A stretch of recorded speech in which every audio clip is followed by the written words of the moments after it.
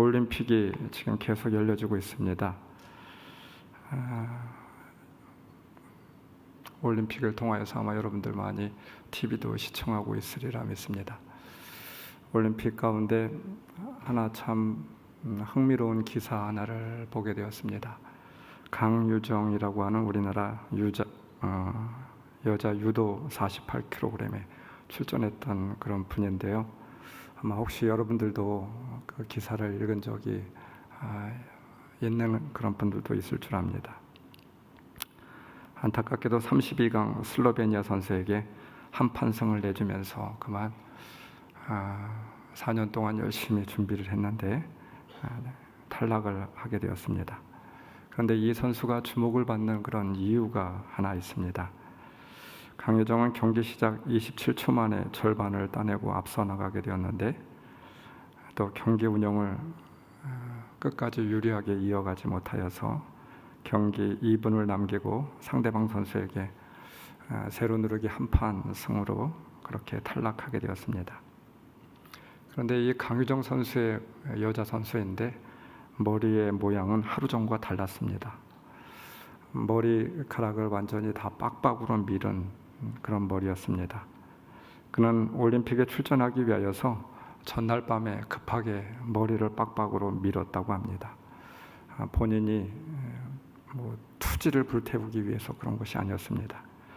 지난해 10월부터 왼쪽 무릎 통증이 심하게 있어서 이 무릎 통증을 그렇게 열심히 치유하게 되었고 또 너무나도 혹독한 그런 지옥 훈련과 같은 그런 훈련을 받았기 때문에 체중 조절을 할 수 있는 그런 시간이 없었다라고 해요. 그런데 48kg에 출전하면서 그 48kg에 나가기 위해서는 개체를 통과해야 되잖아요. 근데 전날 오후 7시까지 체중이 48.650, 아무리 빼려고 노력을 했는데도 150g이 더 나가게 되었습니다. 개체 통과를 못하게 되었어요. 4년 동안 열심히 준비했는데 150g이 오버가 되어서 올림픽에 나갈 수 없는 그런 상황이 되었습니다. 그래서 그 전날 정말 사우나에서 물을 뿌리고 막 땀을 하루 종일 빼고 물도 안 먹고 먹지도 않고 그렇게 금식을 하였음에도 불구하고 심지어 입에 있는 침까지 다 뱉어버렸음에도 불구하고 150g이 넘어가게 되었습니다. 이제 할 수 있는 것이 아무것도 없었어요. 남은 것은 자신의 머리카락을 자르기로 결정을 하게 되었습니다. 감독과 코치는 급하게 문구용 가위를 가져와서 강유정의 머리를 그만 쑥덕쑥덕 그렇게 잘라내기 시작했습니다. 오후 8시에 체중계에 올라갔을 때 강유정의 몸무게는 48.5kg 정확하게 딱 통과하게 되었습니다. 그녀는 이렇게 말했습니다. 머리카락은 내게 중요하지 않습니다. 생각보다 너무 아쉬운 결과가 나왔지만 무너지지 않고 일어나겠습니다. 이렇게 국민들에게 인터뷰를 하였습니다. 강유정이 도쿄올림픽에 선 시간은 단 2분이었습니다. 강유정은 그렇게 도쿄올림픽에 출전했지만 만신창이가 된 몸은 말을 듣지 않았고 승리는 강유정의 편이 아니었습니다. 초등학교 4학년 때부터 아버지의 권유로 유도를 시작하였고 한국 48kg 여자 유도의 간판 스타였습니다. 2019년 안탈리아 동메달을 따게 되었고 2019년 뒤셀도르프 그랜드슬램 은메달, 국제대회에서 좋은 성적을 거둔 그런 사람이었습니다. 그런데 올림픽 메달은 안타깝게도 좌절되게 되었습니다. 눈물을 글썽글썽하며 말을 잇지 못합니다. 그리고 마지막으로 한 말이 올림픽 첫 경기에서 패후 매우 안타깝다. 그렇지만 이대로 주저앉지는 않을 것입니다. 이렇게 고백을 하였습니다. 삭발로 얻은 꿈의 무대, 머리는 또 기르면 되잖아요. 라고 이렇게 이야기를 하더라고요. 엄마가 TV를 보고 너무 가슴이 아프다고. 그런데 이 자랑스러운 딸에게 잘했다. 내 딸 너무 자랑스럽다. 이렇게 이야기했습니다. 여러분, 경기는 질 수도 있고 이길 수도 있습니다. 꼭 승패가 중요한 것이 아닙니다. 물론 경기에서 이기는 사람도 있죠. 그래서 졌다고 패배자가 아닙니다. 우리의 인생이 더 그렇잖아요, 여러분. 성취하기보다는 승리하기보다는 성취하지 못할 때, 이루지 못할 때가 더 많습니다. 그렇다고 우리 모두가 다 실패자입니까? 우리도 경기를 하고 있습니다. 여러분, 우리가 하는 경기는 무엇입니까? 혹시 경기 준비는 잘 되고 있습니까? 여러분들의 경기의 단계는 어느 단계에 도달하고 있습니까? 경주를 하는 경주자로서 우리가 잊지 않아야 하는 것, 마음속에 깊이 깊이 새기고 경기해야 하는 것은 무엇이겠습니까? 오늘 말씀은 우리 모든 인생들, 경주하는 인생들에게 주님께서 귀하게 주신 말씀입니다. 이 말씀을 깊이 마음에 새겨두고 우리 인생의 경주에서 모두 다 승리할 수 있는 여러분들이 다 될 수 있기를 주님의 이름으로 축원합니다. 오늘 말씀, 바울은 우리의 인생을, 신앙의 삶을 경기로 비유하고 있어요. 말씀 12절, 나는 이것을 이미 얻은 것도 아니며 이미 목표점에 다다른 것도 아닙니다. 14절, 그 부르심의 상을 받으려고 목표점을 바라보고 달려가고 있습니다.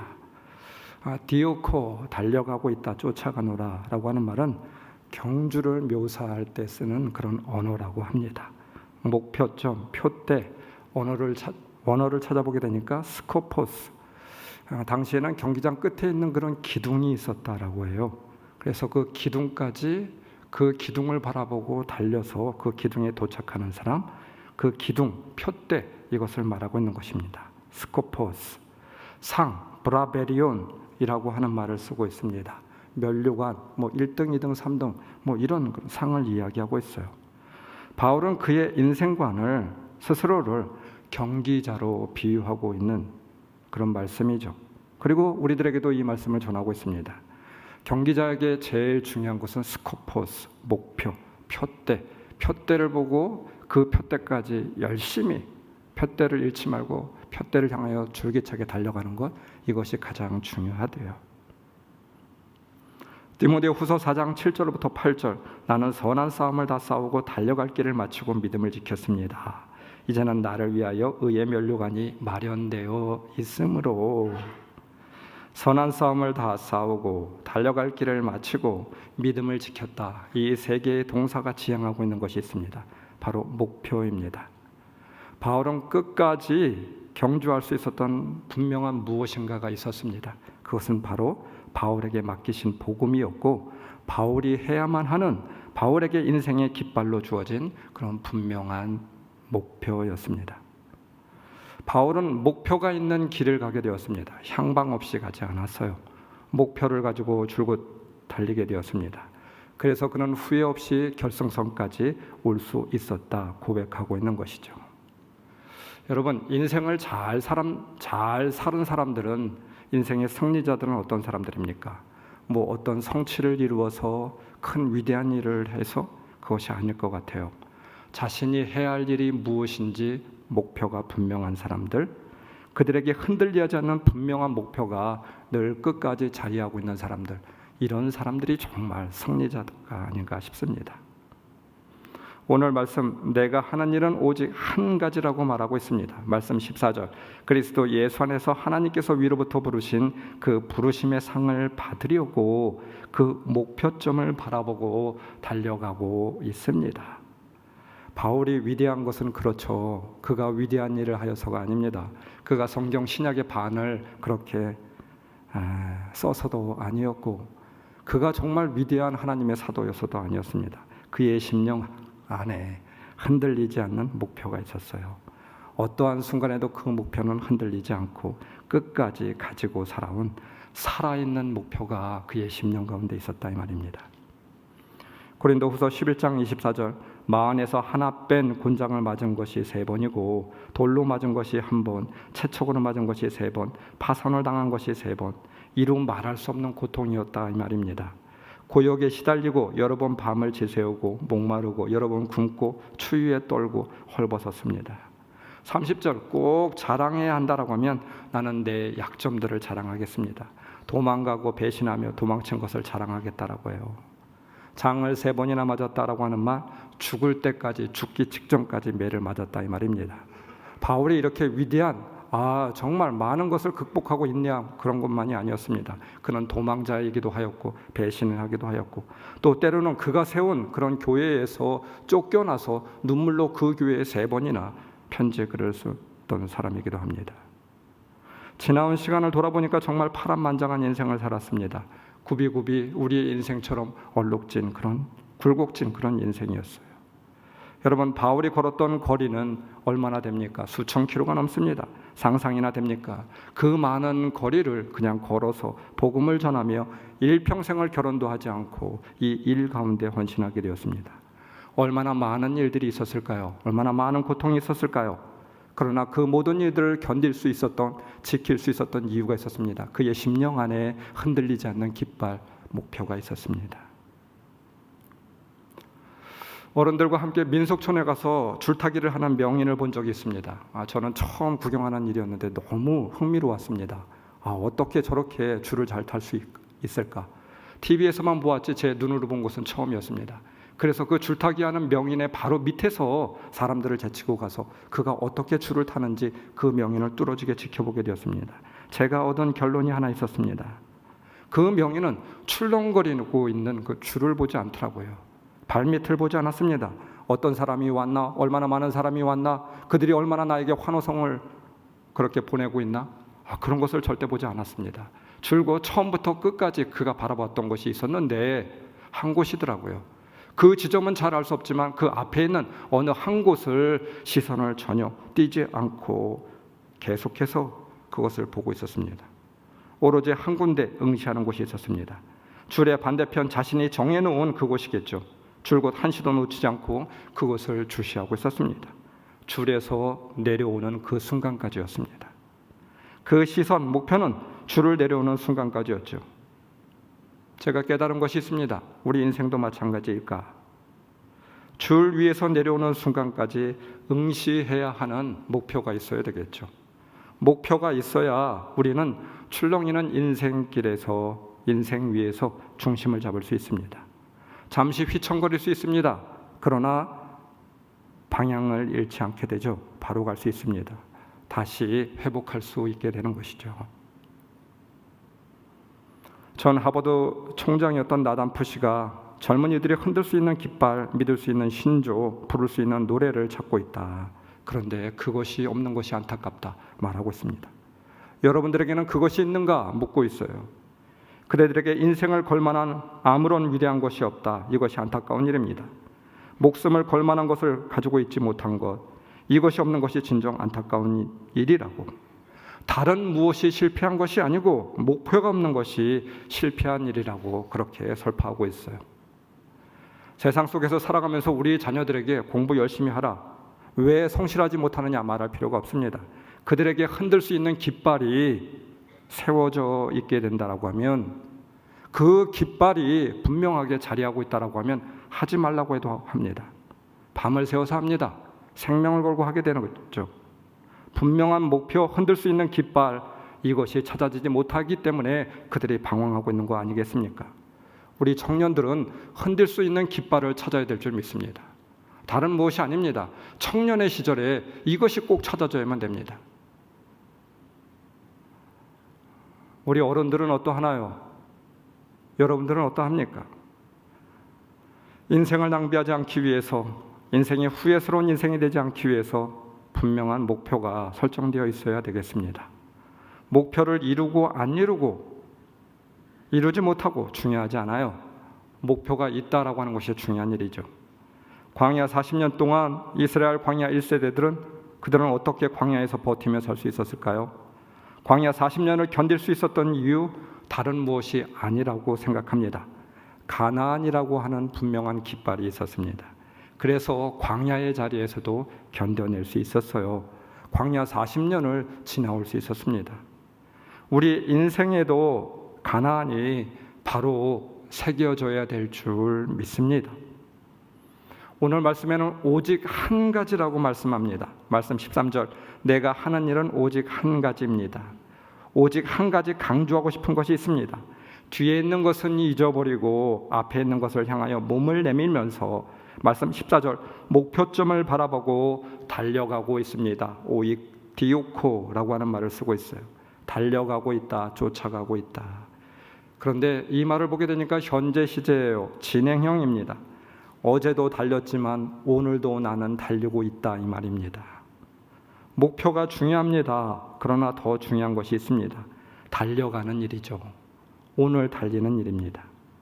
목표대로 오늘 하루 살아내는 것은 더욱더 중요한 일이 되겠죠. 디모데후서 4장 7절, 나는 선한 싸움을 다 싸우고 달려갈 길을 다 마치고 믿음을 지켰습니다. 끝까지 최선을 다하여 완주하였습니다. 감동스러워요. 오늘 지켰대요. 그래서 완주할 수 있었대요. 목표가 있는 자가 승리자라고 말하지 않습니다. 싸움에서 이겨 승리했다고 승자가 아닙니다. 흔히 사람들이 하는 말이 있죠. 끝까지 지키는 자가 승리자래요. 끝까지 살아남는 자가 승리자라고 말하고 있잖아요. 선한 싸움을 다 싸우고 순간순간이 싸움을 하는 전쟁터와 같은 삶이었습니다. 돌이켜보면 달려갈 길을 마칠 수 없는 일들이 많이 있었다, 이 말입니다. 믿음을 지킬 수 없었던 일들이 많이 있었다. 바로 자이든 타이든 믿음의 시험이 있었다. 이것이 말씀의 횡간이죠. 그런데 지키고 또 마치겠다라고 하는 것입니다. 목표점을 바라보는 것은 중요하지만 오늘 지킴이 없으면 목표를 이룰 수가 없어요. 목표를 이룰 때까지 오늘 지켜야만 됩니다. 그래서 오늘 하루하루 지켜서 완주해야 되는 것이죠. 과거의 성공과 실패로 우쭐하거나 좌절할 필요가 없습니다. 현재 어디까지 왔던지 오늘 나에게 주어진 경주를 달리면 되는 것입니다. 우리가 걷는 인생 여정에 쉽고 평탄한 길만이 있는 것이 아닙니다. 비 오는 밤 가파른 비탈길 오르는 것처럼 힘겨울 때가 있었습니다. 갈 길은 멀고 앞이 보이지 않기에 수없이 많은 사람이 중간에 쓰러지고 포기하고 주저앉았습니다. 오늘 버티고 지키는 것이 녹록지 않아요. 생계 어려움으로 오늘 하루가 살기가 어렵습니다. 사실 아침에 눈을 뜨는 것이 부담스러울 때도 있습니다. 중병으로 인하여서 오늘 하루를 버티는 것이 10년을 살아온 것보다 힘겨운 날이기도 합니다. 여러분, 신앙의 자리는 어떠합니까? 요즘처럼 예배의 자리를 지키는 것도 정말 너무나도 어려운 일 같아요. 수없이 많은 갈등이 내 안에 있습니다. 그러나 여러분, 오늘 지키세요. 지켜내십시오. 이와 같은 때에 하나님을 바라보며 오늘을 지켜내는 것입니다. 믿음으로 한 걸음 더 내디딜 수 있다고 하면 한 걸음 뒤에 우리는 새로움을 만날 수 있습니다. 한 걸음 더 내딛지 않는다라고 하면 그것으로 끝이겠죠. 그러나 한 걸음 더 내딛으면 어떤 일이 일어날지 모릅니다. 10발자국, 100발자국 더 간다고 생각하면 힘들고 자포자기할 수 있습니다. 1년을 더 해라, 10년을 더 해라, 못할 것 같아요. 더 이상 할 수 없을 것 같습니다. 그러나 여러분, 오늘 한 발자국은 지켜낼 수 있잖아요. 그렇지 않습니까? 1년 뒤, 10년 뒤까지 계속하라고 하면 엄두가 나지 않지만 오늘 하루는 지킬 수 있고 오늘 한 발자국은 지켜낼 수 있습니다. 목회를 하면서 자주 이런 생각이 들 때가 있어요. 힘겹지만 오늘 하루만 버티자. 오늘 한 발자국만 지켜내자. 오늘 하루만 인내하자. 오늘 하루만 사랑하자. 오늘 하루만 지켜내자. 내일 일은 저는 잘 모르겠습니다. 내일 할 수 있는 능력도 힘도 없습니다. 그러나 하나님, 저에게 오늘 하루만 지켜낼 수 있는 힘을 주세요. 내 마음대로 잘 안 되지만, 나 자신을 다스릴 수 없지만 오늘 하루만 지켜낼 수 있도록 하나님 도와주시고 저에게 힘을 주세요. 이렇게 기도할 때가 있습니다. 내일은 모르겠습니다. 내일은 내일에 맡기겠습니다. 힘겨워하는 성도들이 있습니다. 중병에 걸려서 위중한 상황에 놓인 성도들이 있어요. 같이 기도합니다. 하나님, 저 성도에게 오늘 하루만 지켜낼 수 있도록, 더 버틸 수 있도록 해주세요. 오늘 하루만 용기와 믿음을 허락해 주세요. 오늘 하루만 이기게 해주세요. 안타까이 같이 기도합니다. 내일 일은 안 모릅니다. 찬양이 있잖아요. 하루하루 살아요. 불행이나 요행함도 내 뜻대로 못해요. 험한 얘기를 가고 가도 끝은 없고 고뇌요. 찬양의 고백처럼 우리는 내일 일은 모릅니다. 단지 오늘 하루하루만 살아갈 뿐이고 오늘 하루하루만 지켜내는 일입니다. 오늘 하루하루 최선을 다할 뿐입니다. 견뎌내는 일이죠. 사실 각기 나름대로 분명한 목표가 있는데 오늘 지키고 끝까지 지키는 인내하는 믿음이 없었습니다. 그래서 우리는 조그마한 어려움에도 좌절하고 포기하고 말았습니다. 그래서 우리는 인생을 살아가면서 결과를 얻지 못한 것이 얼마나 많이 있었습니까? 중요하고 의미 있는 것을 알고 있었지만 그래서 지키지 못하여서 후회했던 일이 얼마나 많이 있었습니까? 목표가 아니라, 목표를 아는 것이 아니라 목표를 세우는 것이 중요하지 않아요. 목표를 위해 오늘 하루 사는 삶, 오늘 하루를 지켜내는 삶이 정말 중요한 일이겠죠. 바울이 선교 여행을 한 거리는 가히 놀라울 정도입니다. 어떻게 그가 그와 같은 선교를 할 수 있었을까? 얼마나 많은 위기의 순간이 있었을까요? 자동차가 있는 것도 아니고 말을 타고 다닌 것도 아니고 걸어서 복음을 전하며 한평생 얼마나 많은 일들이 있었을까요? 얼마나 많은 고난이 있었을까요? 그러나 그 모든 일들 시작, 오늘 하루를 지키고 내일은 내일 하루를 지키고 오늘 하루를 지키는 일부터 시작했습니다. 하루하루 도전하였습니다. 오늘 하루 중단 없이 포기함 없이 달리게 되었습니다.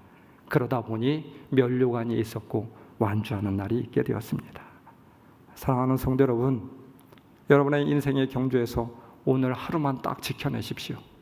오늘 하루만 지켜낼 수 있는 여러분들 되시길 주님의 이름으로 축원합니다. 목표가 어디를 지향하느냐가 중요합니다. 말씀을 묵상하면서 향하여라고 하는 말씀이 가슴에 확 들어왔습니다. 위로부터 부르신 그 부르심의 상을 받으려고 위로부터 부르신 일이 있어요. 부르신 일을 바울은 알았습니다. 그 부르심의 상을 받으려고 경주하였습니다. 경주를 하는데 여러분, 어떤 경주를 하는지 모르는 사람이 있겠습니까? 그런 사람이 있을 수 없어요. 그런데 이러한 일들이 우리 인생에는 종종 일어나고 있는 것 같아요. 우리는 어떤 경주를 하고 있습니까? 우리가 경주하고 있는 이 경주의 내용, 목표를 알고 있습니까? 바울은 분명히 알았어요. 경주하는 자가 어떤 경주를 하고 있는지, 나를 부르셔서 완수하게 하는 일이 무엇인지 알았습니다.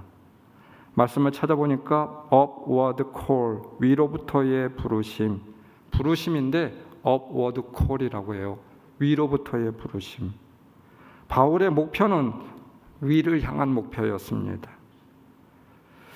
우리의 목표의 목표가 될 것이 있어요. 그것은 무엇입니까? 다운워드가 아니에요.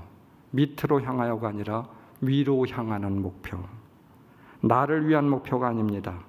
나를 위한 목표는 허무할 뿐이죠. 나를 위한 목표는 이루었다 한들 의미가 없습니다. 목표를 이루게 되면 더 교만하고 더 큰 목표를 향하여 목마른 뿐입니다. 자기를 위한 인기와 영광을 구할 뿐이죠. 그래서 그것을 이루지 못하면 좌절하고 절망하게 됩니다. 그래서 수없이 많은 사람들이 자결을 하기도 합니다. 결국 지혜자들이 이야기한 것과 똑같이 헛되고 헛된 것들 뿐입니다. 그러나 바울처럼 위를 향한 목표가 되면 실패가 없어요. 항상 성공만 있을 뿐입니다. 실패에도 성공이여 영광입니다. 바울의 삶은 수없이 많은 실패의 연속이었습니다. 그러나 오히려 그것이 감사였고 기쁨이었대요. 왜였습니까? 그 목표가 나를 향한 목표가 아니라 upward call, 위를 향한 목표였다 말하고 있어요. 썩어질 육신을 위한 목표를 잡지 않았습니다. 헛된 것들 뿐입니다. 여러분, 이와 같은 일들은 어리석은 일들 뿐이죠. 나를 향한 목표가 아니라, 나를 위해서 먹는 것이 아니라, 나를 위해서 살아가는 것이 아니라, 나를 위해서 권세를 누리는 것이 아니라, 우리의 목표는 주님을 위하여서 주님이 나에게 부르신 그 일들을 위한 일들이 되어야 될 줄 믿습니다. 목회를 하면서도 마찬가지라고 저는 생각해요. 제가 지치고 낭망할 때는 일이 힘들고 어려운 상황을 만나서가 아니었습니다. 물론 목회를 하다 보니까 어려운 일을 만날 때도 있습니다. 힘이 듭니다. 그런데 더 근본적인 것이 있어요. 회복할 수 있는 이유도 마찬가지입니다. 나를 부르신 분이 누구인지, 나에게 맡겨진 일이, 오늘 맡겨진 일이 무슨 일인지, 어떤 일인지, 정체성, 아이덴티티라고 말할 수 있을까요? 성경의 사람들을 보십시오. 그들이 넘어졌던 것은 일이 힘들어서가 아니었습니다. 고난 때문만은 아니었어요. 그렇다고 잘 되고 평안할 때, 부족함이 없을 때 오히려 그들은 더 넘어졌습니다. 우리도 마찬가지입니다. 우리가 넘어지는 이유는 아이덴티티의 부재이죠. 부르심의 상을 받으려고 부르심을 아는 것이 중요합니다. 부르심, 원어에서는 클레세우스, call of God, word call of God 이렇게 말하고 있어요. 다른 말로 우리가 잘 알고 있는 말이 있죠. vocation이라고 하는 말입니다. 소명, 직업이라고 하는 말이기도 해요. VOC라고 하는 라틴어는 보카레라고 하는 어원에서 나왔다고 합니다. 보카레, 목소리와 부르다라고 하는 말이 혼합되어 있는 말입니다. vocation, 목소리와 부르심, 이것이 소명과 무슨 연관이 있는 말일까요? 소명은 목소리를 듣는 거래요. 만약 들어야 될 소리가 있는데 그 소리를 듣지 못하면 안 됩니다. 또 듣고 있으면서도 의심하면서 아니면 의도적으로 듣지 않는다라고 하면 소명의 자리는 있을 수가 없어요. 가짜 소명입니다. 소명이란 나의 존재의 이유에 대해서 듣는 것입니다. 내가 해야 할 일에 대해서 주님의 목소리를 듣는 것이죠. 로마서 1장 1절, 그리스도 예수의 종인 나 바울은 부르심을 받아 사도가 되었습니다. 그렇습니다. 주님의 목소리, 주님의 음성을 듣지 못하면 지치고 힘듭니다. 그리고 우리는 바른 길을 살아갈 수가 없어요. 그래서 우리에게 필요한 것은 일이 먼저가 아니라 목소리입니다. 사역이 먼저가 아니라 목소리입니다. 주님의 목소리, 나를 향한 부르신 목소리, 나를 응원하는 목소리, 다른 길, 나쁜 길로 갈 때 나를 질책하는 그 목소리를 들어야만 됩니다. 또한 부르심의 상이 있다고 말씀하고 있어요. 다른 말로 이야기하면 평가가 있다라고 하는 말입니다. 우리에게도 부르심의 상이 있습니다. 평가가 있습니다. 바울이 고백하였던 것처럼 면류관이 준비되어 있어요. 여러분 그렇지 않습니까? 우리 각자에게 면류관이 있어요. 그 면류관을 받을 수 있는 여러분들이 되었으면 참 좋겠습니다. 여러분들의 면류관은 어떠합니까? 올림픽에서 제일 잘한 사람, 승리한 사람에게 주는 상이 있습니다. 금메달, 은메달, 동메달입니다. 운동선수들은 그것을 얻으려고 4년 동안 지옥 훈련을 합니다. 먹고 싶은 거 먹지 않고 자고 싶은 거 자지 않고 이른 새벽부터 저녁 늦게까지 가족도 만나지 않고 지옥 훈련을 하게 됩니다. 오로지 하나의 목표만이 있습니다. 그것은 바로 상을 얻기 위한 것이죠. 승리자가 되기 위한 것입니다. 여러분, 그 상이 우리들에게도 있어야 될 줄 믿습니다. 그러나 그 상은 우리가 언제 얻는 것입니까? 바울은 이렇게 말하고 있죠. 그 상은 마지막 날에 받는 것이 아닙니다. 우리가 죽어서 얻는 면류관이 아니에요. 말씀 13절, 형제 자매 여러분, 나는 아직 그것을 붙들었다고 생각하지 않습니다. 지금도 붙들려고 절치부심하고 있다라고 하는 말입니다. 오늘도 붙들려고 한다는 말입니다. 바울이라고 하면 적어도 나를 보십시오. 내가 얼마나 큰 일을 하였습니까? 나는 분명히 면류관을 받을 것입니다. 이렇게 말해야 옳습니다. 충분히 이제까지 한 일로도 면류관을 받을 만합니다. 그렇게 말할 수 있는 존재이죠. 그런데 나는 붙들었다고 생각하지 않습니다. 부르심의 상은 미래의 어느 날 받는 것이 아닙니다. 미래의 어느 날 평가가 있는 것이 아니래요. 오늘의 평가, 오늘의 상이죠. 오늘 받을 상이 없으면, 오늘 붙잡지 못한다라고 하면, 오늘 평가가 잘못되어 있다라고 하면 내일의 평가도 마찬가지입니다. 불을 보듯 뻔합니다. 오늘 받지 못한 상을 내일 받을 수 있을까요? 신앙의 삶 가운데는 더더욱 마찬가지입니다. 오늘의 상이 없는데 내일의 상이 있을 수 있겠어요? 여러분, 그런 일은 있을 수가 없어요. 승리는 마지막의 결과에 있지 않습니다. 오늘의 과정에 있는 것이죠. 오늘 잘 살지 못하고 오늘 형편없는 삶인데, 오늘 믿음의 삶이 없는데 내일의 결과가 달라지지 않아요. 오늘 믿지 못하고 오늘 지키지 못하는데 여러분 내일 지킬 수 있겠습니까? 내일 믿음의 삶이 있을 수 있겠어요? 오늘 바른 믿음의 삶 있어야 내일의 면류관이 있게 되는 것이죠. 여러분 이것을 아시겠습니까? 빌립보서 3장 14절, 하나님께서 위로부터 부르신 그 부르심의 상을 받으려고 목표점을 바라보고 달려가고 있습니다. 주님이 주신 목표를 놓지 않았던 이유는 부르심의 상이었습니다. 바울은 항상 잊지 않았어요. 부르심의 상을 놓지 않을 수 있었던 이유가 있었습니다. 오늘 말씀 가운데 가장 중요한 그런 말씀이죠. 말씀 14절 전반절에 있습니다. 그리스도 예수 안에서 엔 크리스토 예수 그리스도, 이것을 잊은 적이 없대요. 예수 그리스도와 함께 하였습니다. 오늘 매일의 삶 가운데 예수 안에서 사는 삶, 예수님이 오늘 함께하는 삶, 이것이 있었습니다. 이것이 가장 큰 부르심의 상입니다. 부르심의 상을 오늘 지켜낼 수 있었던 이유이기도 하였습니다. 사랑하는 성도 여러분, 오늘 예수 그리스도와 함께하는 삶이 있어야 우리는 지켜낼 수 있어요. 그 목표가 바른 것이 될 수 있고 그 목표대로 살아갈 수 있는 거 아니겠습니까? 고성준 목사님이 쓰신 나의 데스티니 찾기라고 하는 책이 있습니다. 말씀을 준비하면서 다시 한번 꺼내 읽어보게 되었습니다. 데스티니, 목적, 목표라고 말할 수도 있습니다. 목적지입니다. 비행기를 탈 때마다 보면 비행기 운항 계획을 알려주는 모니터에 보면 데스티니라고 하는 말이 나옵니다. 목적지입니다. 이 비행기가 도착하는 최종 목적지 가리키게 되죠. 거기에 온도, 거기까지의 거리, 거기에 시간, 이런 것들이 다 적혀져 있어요. 우리 인생과 신앙의 삶에도 데스티니가 있습니다. 그러나 우리 인생에서 신앙의 삶 속에서 이 목적지보다도 더 중요한 것은 바로 이 목적지를 만들어가는 그런 여정이죠. 바울에게도 목적지 그 자체가 중요한 것이 아님을 봅니다. 목적지 자체도 중요한 것이지만 목적지까지 가는 여정이 더 중요하였어요. 고 목사님이 이런 이야기를 합니다. 몇 년 전에 가족들과 함께 안식년을 갖게 되었다고 해요. 큰아들은 입대를 앞두고 있었고 작은아들은 홈스쿨링을 하고 있어서 가족과 함께 좀 여행을 하고 싶다 싶어가지고 자녀들한테 귀한 가르침을 주기 위해서 이스라엘 성지순례를 가게 되었습니다. 목적지는 이스라엘이었습니다.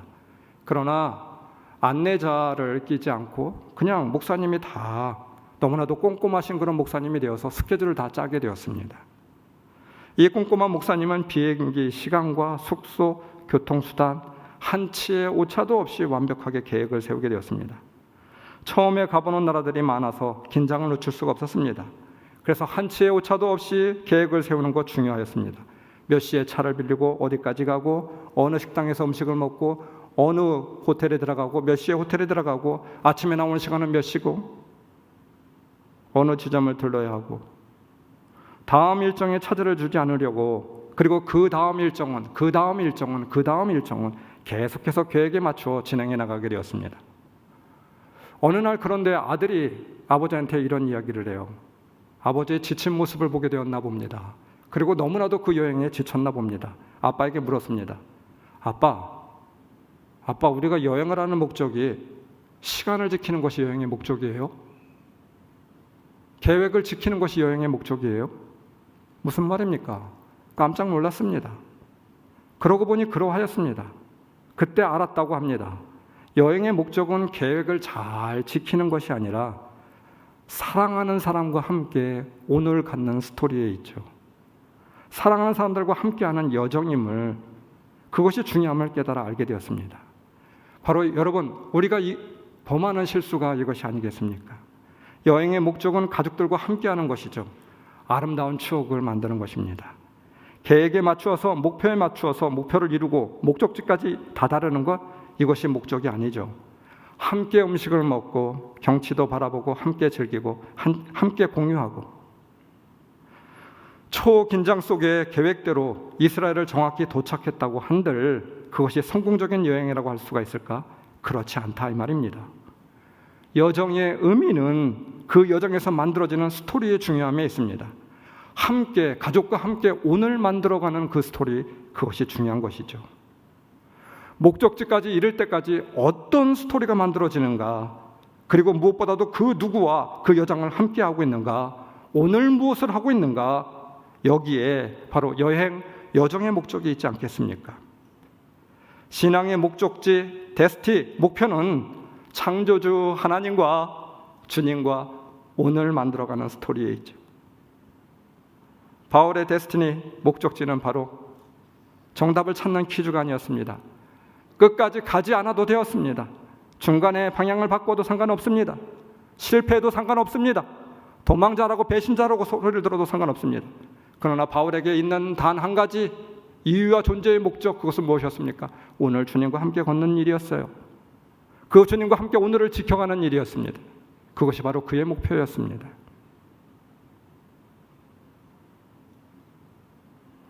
바울의 경주 데스티니는 복음을 전하기 위하여 면류관을 얻기 위하여 맞습니다. 그러나 그것 가지고는 험한 신앙의 여정을 완주하지 못하였을 것입니다. 함께 걸었고 주님 안에서 동행하였고 주님과 함께하는 오늘의 스토리가 있었습니다. 그러기에 그는 선한 싸움을 싸울 수 있었어요. 믿음으로 하루하루 완주해 나갈 수 있었습니다. 부르심의 상을 매일매일 확인할 수 있었던 것이죠. 인생을 살아가면서 어려운 일을 만났을 때 힘들고 어려운 이유는 문제가 어려워서가 아닙니다. 환경 때문도 아니고 사람 때문도 아닙니다. 주님이 나의 여정, 나의 인생 여정에 함께하고 있는가? 이것을 확인하면 돼요. 여러분 꼭 기억하십시오. 주님과의 여정을 우리가 느끼지 못하고 함께하고 있지 못하고 있기 때문에 어렵고 힘든 일이 아니겠습니까? 한 여학생의 장례식이 있었어요. 장로의 신학대학교 광나루에 다니고 있었던 그런 학생이었습니다. 대장암으로 10개월을 투병하다가 안타깝게도 22살 꽃다운 나이에 세상을 떠나게 되었습니다. 찬양을 잘하는 아이였고 예배하는 일에 누구보다도 열심히 했던 아이였습니다. 장로의 신학대학에서 성악을 전공하고 많은 교우들로부터 인기를 받았던 그런 아이였습니다. 얼굴도 예쁜 그런 여학생이었어요. 특별히 선교에 유난히 관심을 많이 가져서 휴학을 하고 태국에 6개월 동안 단기 선교를 가서 그곳의 아이들에게 찬양을 가르치며 복음을 전하던 학생이었습니다. 선교지를 떠나올 때는 용돈을 절약하여서 가진 모든 것을 다 털어서 그곳에 피아노를 선물하고 온 그런 마음이 따뜻한 그런 학생이었습니다. 그런데 2009년 2월 달 일본 찬양 선교를 준비하고 출발하기 직전에 배가 너무나도 아파서 병원에 가서 진단을 받게 되었는데 그만 대장암 말기 진단을 받게 되었습니다. 세상을 떠나기 전 몇 개월 동안의 이야기를 어떤 분이 이렇게 들려주게 되었어요. 아버지 목사님 교회에 유소년부 아이들을 맡게 되었는데 불과 몇 개월 만에 큰 부흥을 이루게 되었습니다. 그 교회 학교가 부흥하여서 어엿한 그런 교회 학교로 성장시키기도 하였습니다. 오후에는 그 몸을 가지고 말기암 환자의 몸을 끌고 일산 부근의 한 부대에 찾아가서 부대 교회를 방문하고 섬겼다고 합니다. 어느 날 아버지가 야, 너 살 날도 멀지 않았는데 그렇게 너무 무리하고 있는 거 아니겠느냐? 그냥 좀 쉬면서 천천히 네 인생도 좀 정리해야 되지 않겠어? 아빠가 근심스러운 그런 표정으로 그렇게 이 딸에게 이야기하게 되었습니다. 너무 무리하는 거 아니냐고. 그랬더니 이 딸이 이렇게 이야기합니다. 아빠, 저는 지금 만나는 사람을 마지막으로 보는 거라고 생각을 하니까 대충 만날 수가 없어요. 오늘 부르는 찬양이 마지막 찬양이라고 생각되어지니까 대충 부를 수가 없어요. 오늘 드리는 예배가 마지막 예배라고 생각하니까 대충 드릴 수가 없어요. 오늘 드리는 기도가 마지막 기도이고 바로 오늘이 마지막 날이라고 생각하니까 아무렇게나 살 수가 없어요. 아빠도 큰일 하시면서 목회하시면서 작은 일 놓치지 않도록 아빠 힘쓰세요. 짧은 인생을 살았지만 그 학생은 하고 싶은 일을 다 하고 간 승리자였습니다. 분명한 목표가 있었고 그러기에 실패하고 불쌍한 인생도 아니었습니다. 얼마나 오래 살고 적게 살고가 중요한 것이 아니고 분명한 사명이 있느냐, 오늘 주님과 함께 동행하느냐, 오늘 주님과 함께 최선을 다하며 지켜나가느냐, 이것이 중요한 일이겠죠. 오늘 주님과 함께 마지막 찬양을 부른다, 삶을 주님과 함께 마지막 예배를 드린다 라고 하는 심정으로 오늘 만나는 사람을 주님의 사랑과 섬김으로 마지막으로 이 사람을 사랑하고 섬긴다, 내 인생의 마지막 날 마지막 해를 보낸다, 이것이 바로 이 학생의 고백이었습니다. 이런 마음을 가지고 살아가는 자, 진정한 승리자가 아닐까. 이런 사람이 바로 면류관을 받을 사람이 아닐까. 이런 마음을 가지고 최선을 다해 오늘을 깊고 맑게 살 수 있다라고 하면 우리도 승리자가 될 수 있지 않겠습니까? 그러면 언젠가 주님 앞에 서는 그날 영광의 면류관이 우리에게도 있지 않겠습니까? 오늘 주님 앞에서 서는 날이라고 생각하며 살아야 여러분 그날에도 부끄럽지 않게 주님 앞에 설 수 있지 않을까요? 주님 다시 오실 때까지, 아니 주님 앞에 우리가 서는 그날까지 오늘 맑고 깊고 푸르게 그와 같은 마음으로 가지고 살아야 될 줄 믿습니다. 여러분은 무엇을 위해서 경주하고 있습니까? 분명한 목표가 있습니까? 그 경주 잘하고 있습니까? 오늘 주님이 함께 동행하고 있는 그 경주 여러분들의 인생이 되고 있습니까? 친구 전도사님과 목사님, 그녀를 사랑하였던 동기들이 장례식에서 불렀던 찬양이 있어요. 그녀가 너무너무 좋아했던 그런 찬양, 그 찬양을 천국 환송 예배에 그렇게 불러주었다고 합니다. 저 멀리 배는 나의 시온 성이라고 하는 찬양이에요. 오늘 이 시간 우리가 이 찬양 부르고 같이 기도하였으면 좋겠습니다. 우리에게 맡겨주신 일, 주님 우리에게 부르신 일, 그 부르심을 오늘 우리가 지키고 최선을 다해 주님과 함께 동행하는 우리 모두가 되게 하여 주세요. 고백하며 이 찬양을 부른 뒤에 기도하도록 하겠습니다.